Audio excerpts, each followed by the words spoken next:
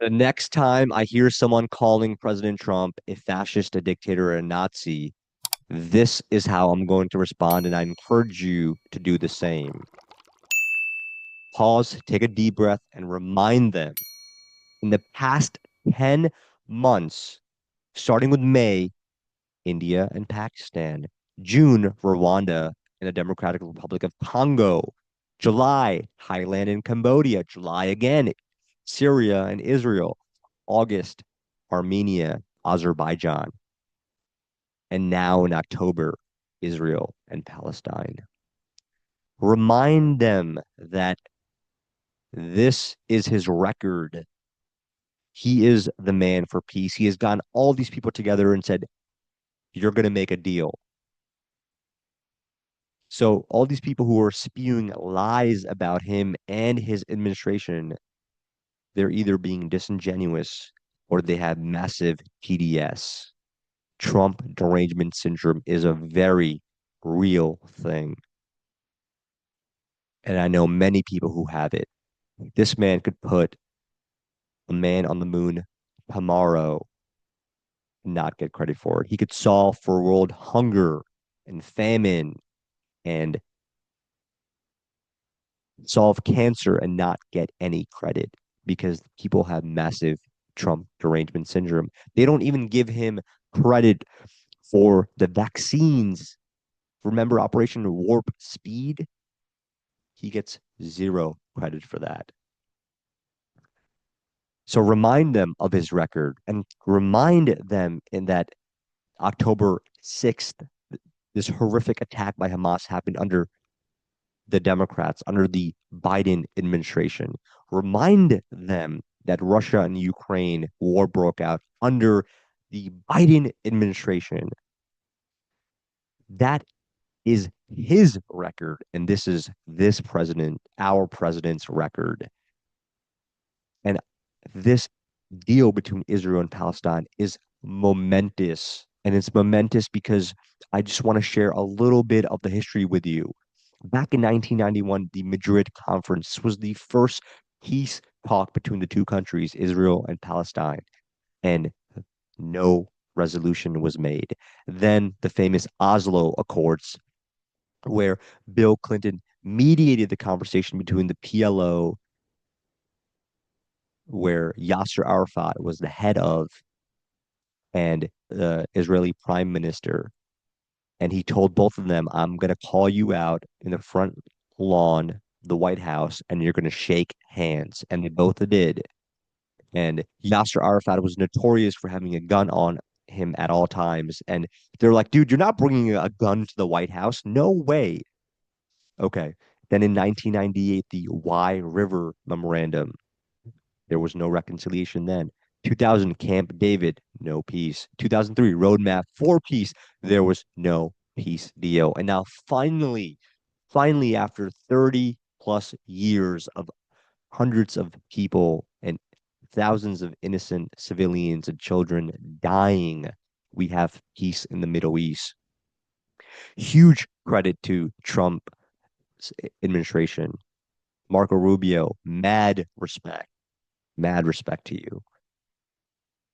Under this deal, I want to share some of the details of what is included in this peace deal. And this peace deal is happening in phases. The first phase, all fighting will cease. Fighting already has ceased. Israel will partially withdraw from Gaza. And Trump is pushing Israel to fully get out of Gaza. That is the Palestinian people's land. Get out of it. In this deal, Hamas will free all remaining hostages it's captured in the attack that precipitated in the war in exchange for hundreds of prisoners held by Israel. Fleets of trucks carrying food and medical aid will be allowed to surge into Gaza to relieve civilians.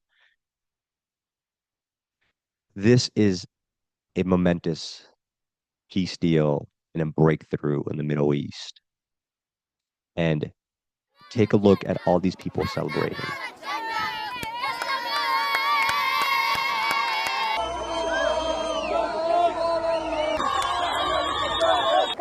طبعا زي ما تقولي حلم، هذا حلم والحمد لله رب العالمين. رحم الله شهداءنا وشفي الله جرحانا. وإن شاء الله الفرحة الكبيرة عندما يطلعون الأسرى من سجون الاحتلال. Why are you carrying an American flag? To thank President Trump who forced the Hamas and Israeli government to sign for ending that war and bringing up all the kidnapped. Then you have people on the left who were not celebrating this. And here's this video. Take a look at this video. Shouldn't you be happy there's a deal? Shouldn't you be happy there's a deal? Oh, no. No, you're not? No. So if you think there's a genocide, Yes. then why aren't you happy there's a deal that would stop the genocide? The deal was proposed by the man who makes genocide. Really? Because all the Middle Eastern countries are in agreement. America and Israel But are the same. Qatar, Saudi Arabia. Here's they're all in another agreement. tweet by crazy lefties. Like here's a guy named Kyle Kalinske, who's a podcaster and the host of the show Secular Talk, where he posted a picture of President Trump saying, "Where's my Nobel Peace Prize?" and showing that there's death and destruction going on in the background. Really? Well, what about the track record I just showed you, man? The Democratic Party has lost its ways. They want war and destruction to continue on while we want peace. Here's another leftist, Dave Smith, tweeting out also, who the fuck celebrates at the end of a genocide? What type of psychotic shit is this? Dave Smith, if that's even your real name. People are celebrating because they're happy that the war has stopped and people could go back to their homes and their homes could be rebuilt. The Israeli hostages that were taken, they could be reunited with their families. The hostages that Hamas killed, that terrorist organization killed. And again, I'm not saying that lightly. Look at their constitution. Hamas's constitution, they stand for all Jews dying, being killed. I am not for that. If anyone with a right mind disagrees with that,